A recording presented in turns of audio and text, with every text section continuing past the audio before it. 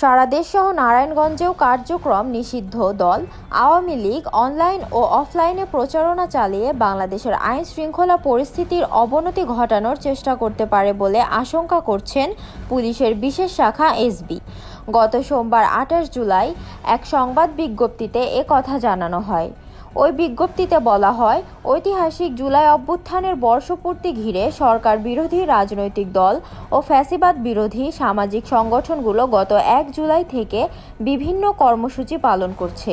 এই ধারাবাহিকতায় ২৯ জুলাই থেকে ৮ আগস্ট পর্যন্ত কর্মসূচি পালনের সময় বিশেষ গুরুত্বপূর্ণ।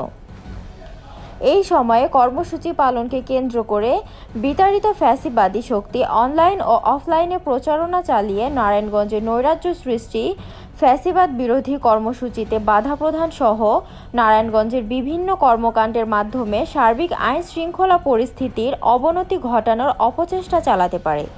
এই পরিস্থিতিতে ৭টি বিশেষ নির্দেশনা সংবলিত এই বিজ্ঞপ্তি বিভিন্ন পুলিশের ইউনিটে পাঠিয়েছে পুলিশের বিশেষ শাখা বা এসবি।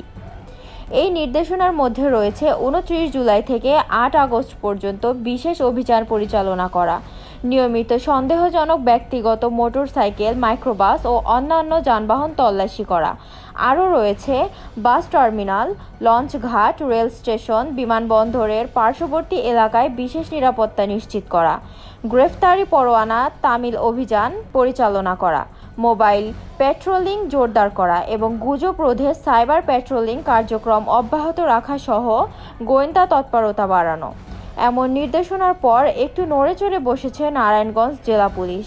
৩০ জুলাই নারায়ণগঞ্জ প্রেস ক্লাবে অনুষ্ঠিত মাছরাঙ্গা টেলিভিশনের ১৪ বছর বর্ষপূর্তি উপলক্ষে আয়োজিত অনুষ্ঠানে নারায়ণগঞ্জ জেলা অতিরিক্ত পুলিশ সুপার অপরাধ তারেক আল মেহেদি এক বক্তব্যে বলেন, ৫ আগস্টকে কেন্দ্র করে আওয়ামী লীগের সারা দেশের নাশকতা ঠেকাতে সারা দেশের মতো নারায়ণগঞ্জেও থাকবে কঠোর নিরাপত্তা। আমাদের নারায়ণগঞ্জ জেলা পুলিশ সুপার প্রত্যুষ কুমার মজুমদার স্যারের নেতৃত্বে আমরা শহরের বিভিন্ন জায়গায় চেকপোস্ট বসিয়েছি। এই অভিযান চলমান থাকবে ৮ আগস্ট পর্যন্ত। মোটরসাইকেল থেকে সিএনজি, মাইক্রো সব ধরনের গাড়ি আমরা চেকপোস্ট সংখ্যা বাড়িয়ে দিয়েছি। পুলিশের প্যাট্রোলিং সংখ্যা বেড়ে গেছে।